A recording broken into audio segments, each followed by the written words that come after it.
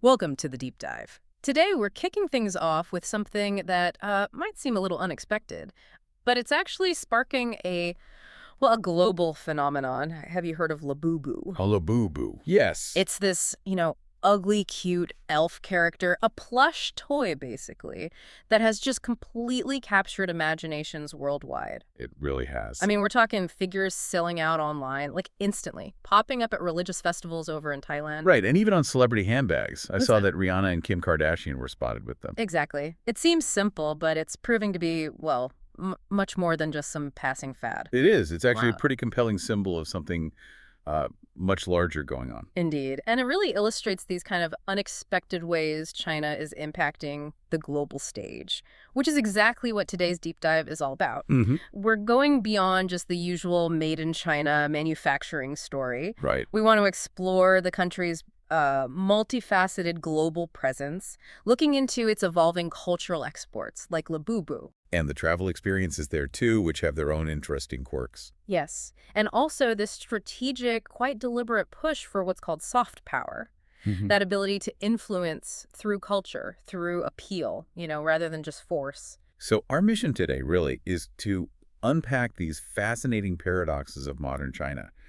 How does a little collectible toy become this huge cultural icon? Right. How is traveling there both incredibly smooth and sometimes surprisingly difficult?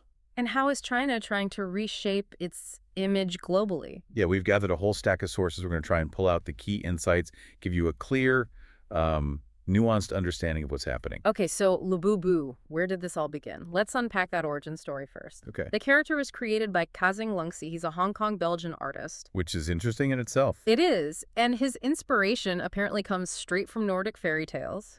He moved to the Netherlands when he was about 7, fell in love with elves. Huh. Then in 2015, he launched this illustrated book series called The Monsters, and that featured these playful female elves, the Labubus. Got it.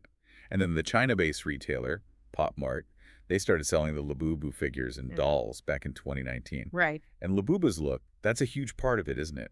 These round, furry bodies, big, wide eyes, pointy ears. And those teeth, the 9 sharp, kind of mischievous teeth, that's the ugly, cute bit. Exactly, that unique charm. And Labubu isn't alone, right? There's a whole The Monsters tribe. Characters like Mokoko, Pato, Spooky. Taikoko, who's apparently Labubu's skeleton boyfriend. And Zimomo, the leader. So it's a whole little universe. But what really seems to be driving this frenzy, at least partly, is the blind box thing. Yeah. For anyone who doesn't know, you often buy these figures in a box, but you don't know which specific one you're getting until you open it. How does that work so well? Well, it's quite clever psychologically. Our sources say it's, like those childhood thrills. Finding a prize in a cereal box, maybe? Or like Pogs or trading cards back in the day. Exactly. Or Japanese capsule toys. Yeah. That element of random surprise, plus the chance of getting a rare secret figure, it taps right into nostalgia, the thrill of collecting. Letting people reconnect with their inner child, sort of thing. Right. And that's seen as a very positive thing for the consumers buying them. It's fun. And that fun, that thrill, has definitely fueled a global sensation. Its popularity just exploded, and celebrity endorsements certainly didn't hurt. No, definitely not. Rihanna, Blackpink's Lisa with the keychain. Kim Kardashian. That gives it massive visibility. And it translates to huge commercial success for Pop Mart. I mean, Q1 2025, revenue up over 165% year on year. Wow. And overseas sales surged by, what was it, 475%? 475%. That's incredible. It's staggering. And they've got this really ambitious goal, right?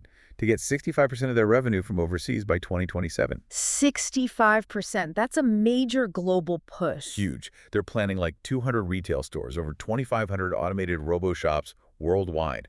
It suggests they see real, sustainable global demand. And for the buyers, the young consumers, Gen Z, millennials, it's more than just a toy. Seems so. It's about emotional comfort, being part of something, social participation, expressing identity, building a community around it. What's also wild are the ways Labubu has popped up in different cultures, sometimes causing a bit of a stir. Oh yeah, Thailand's a great example. Yeah. Because it went so viral there, people started thinking Labubu could, bring wealth and good fortune. Seriously? Yeah. So it started appearing on Buddhist amulets. People were getting sacred Labubu tattoos. Wow.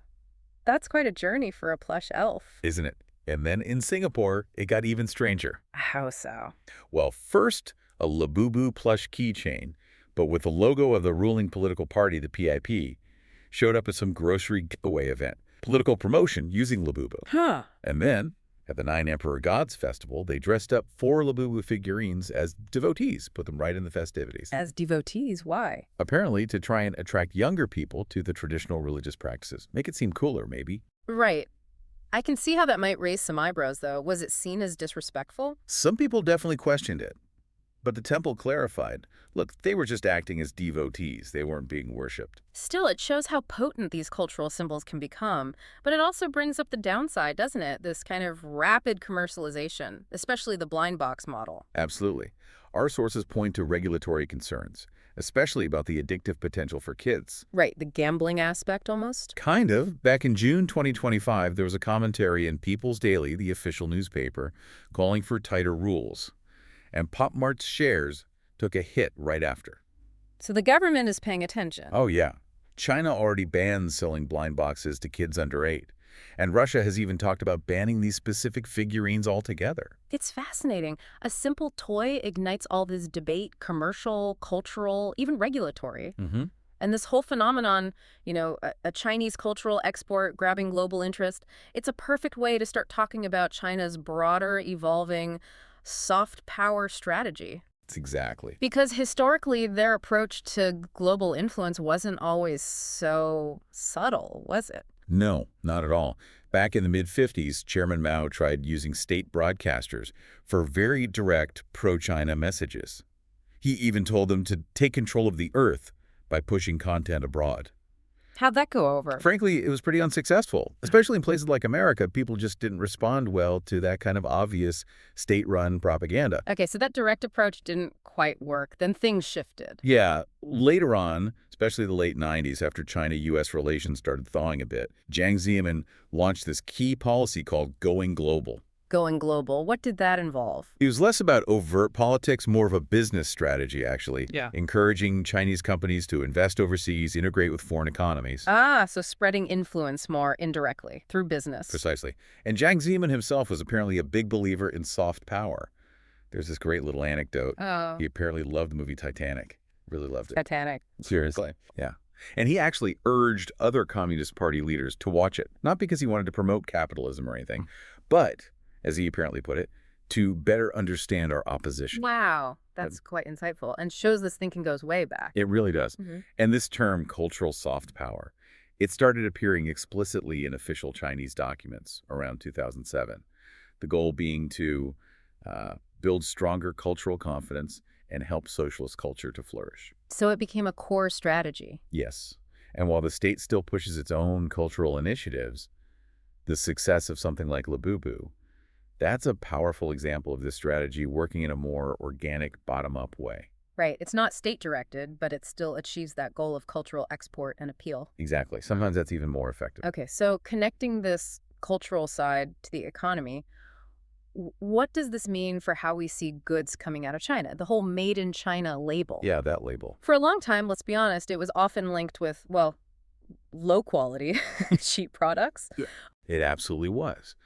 But our sources really emphasize China has gone through this massive transformation from mainly agricultural to the world's #1 manufacturer. The scale is incredible. What was it, like 30% of global manufacturing output in 2022? Around that, yeah. It's Wow. huge. And the quality conversation has had to evolve right along with it. How so? Well, rising labor costs inside China basically forced factories to get better. They had to improve processes, tighten up quality control, become more efficient, move towards higher value stuff. So it wasn't just about volume anymore. Not at all. Think about, say, a plastics factory. Maybe years ago, they just churned out tons of parts, lots of defects, and had workers manually trimming the bad bits. Right. Cheap labor made that viable. But now, with higher wages and more competition, they have to operate more efficiently. They need to get it right the first time, produce better quality from the get-go. And we're seeing this play out in big industries, right? Like cars. Definitely. Yeah. China recently became the world's largest exporter of cars. Which is kind of mind-blowing when you think about it. It is. You've got companies like BYD, MG, making real inroads globally, and even Tesla's Gigafactory in Shanghai pumps out a massive number of cars for export. Didn't Elon Musk himself say something pretty striking about that? He did. He warned that without trade barriers, Chinese EV companies could, quote, demolish most other car companies in the world. Oh, Because demolish. they are, in his words, extremely good. Oh, That's a huge statement from a competitor. it really is. And while they're excelling in EVs, other sectors are shifting too, like clothing. Yeah, a lot of basic apparel manufacturing has moved on to places like Vietnam, Bangladesh.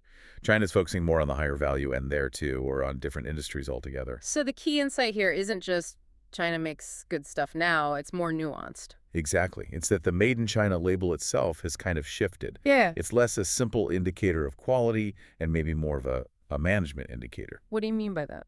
Well, as one source puts it quite well, great products are made in China. Terrible products are made in China too. It is the responsibility of the brand to ensure quality and make good supply chain decisions rather than blame the entire country the product is made in. Ah, I see. So it's about who's managing the process, who's setting the standards, not just where it's made. Precisely. It puts the onus on the brand making the sourcing decisions. That's a really important point.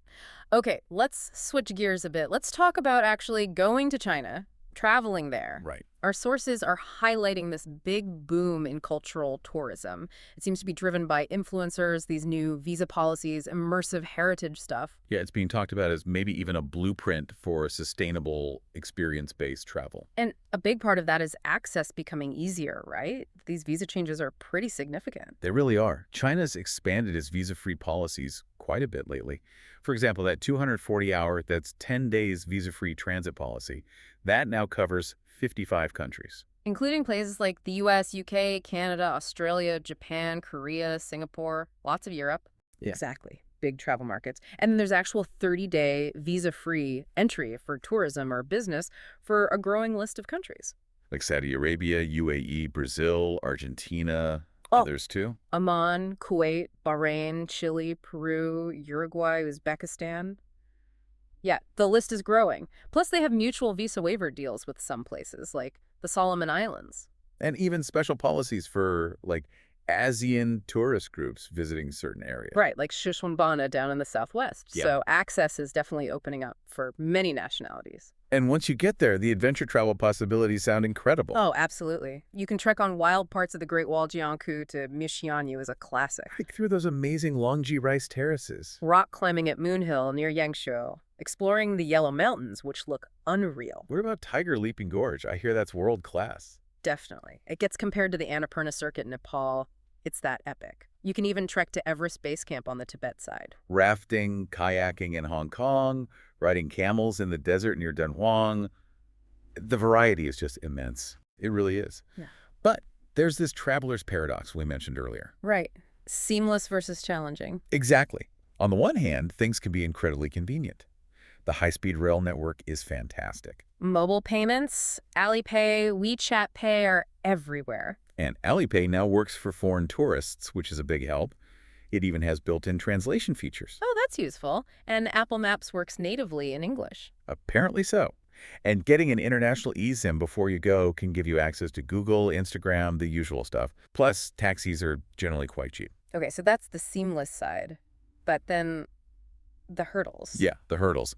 Setting up those payment apps, Alipay or WeChat Pay, can still be tricky for foreigners. Sometimes you need a local phone number, or foreign bank cards might not link properly. Right. And some hotels still won't accept foreign guests. That can happen, yeah, though it's becoming less common in major cities. And then there's the big one, the Great Firewall. Ah, the internet censorship. Exactly. It blocks Google Maps, Facebook, Instagram, lots of Western apps. Even if you use a VPN, which many tourists do, the internet can be frustratingly slow. And VPNs are technically illegal for Chinese citizens, right? Correct. For tourists, it's generally overlooked, but it's a gray area. Also, things like local ride-hailing apps, like Didi, might not work easily for visitors. And train tickets. I heard the self-service kiosks often don't work with foreign passports. That's a common complaint, meaning you have to queue up at the staffed counter, which can take time. So frustrations are definitely possible. What about safety and perception? You see stuff online, Reddit discussions calling China a police state, worrying about free speech or detention. Yeah, those concerns exist. But the general consensus among travelers seems to be that for tourists, it's largely very safe, especially regarding street crime, as long as you steer clear of political provocation. What does avoiding political provocation actually mean for a typical tourist, though? Is it about subtle things or more overt actions? It's generally about the overt stuff. Don't try to join a protest. Don't publicly criticize the government on sensitive topics. Maybe be careful about accessing obviously banned websites even with a VPN. It's less about accidental missteps, more about avoiding direct challenges. Okay. And cultural differences, like maybe being stared at or photographed, that's just part of the deal. Pretty much, especially outside the major international hubs. It's usually curiosity, not hostility. The key takeaway from travelers seems to be do your homework, be prepared for the quirks, and you'll likely have a safe and fascinating trip. And how does all that compare to, say, Japan? People often hold that up as super convenient. Yeah, Japan is frequently mentioned as being much easier, especially for things like payments and just general navigation infrastructure being more geared towards international visitors without those kinds of digital or firewall hurdles. So a trip to China sounds like it's not just a holiday, it's maybe an exercise in digital preparedness and cultural navigation. That's a good way to put it. Yep. Definitely requires a bit more planning and adaptability than some other destinations. Okay, so let's recap where we've been in this deep dive. We started with Labubu. Hmm. Seeing how this little toy became a global hit, kind of reflecting China's growing cultural soft power, but in this organic pop culture way. Right. Then we looked at how Made in China has really evolved beyond old stereotypes, the move towards higher value manufacturing, and how quality is ultimately the brand's job to manage. Exactly. It's about the brand's choices, not just the location. And finally, we just discussed the realities of traveling in China today, that mix of amazing convenience and unique challenges for foreign visitors. Highlighting those contrasts. It really is a country of fascinating contrasts and incredibly rapid change. So the main thing we want you to take away from all this is just how dynamic China is right now. Whether you're looking at its pop culture, its economy, or its incredible landscapes, it's evolving fast. Absolutely. And maybe think about, what does this all mean for you? How might these trends, the cultural exports, the manufacturing shifts, the travel realities, how might they influence global consumer habits or even change how we think about international travel? Or challenge our own assumptions about what made in China really means today. Perhaps the next time you come across a surprising cultural hit from China or some new tech innovation. You'll see it not just as a standalone thing, but maybe as one thread in this much bigger, really intricate tapestry of global connection and influence that's constantly being woven.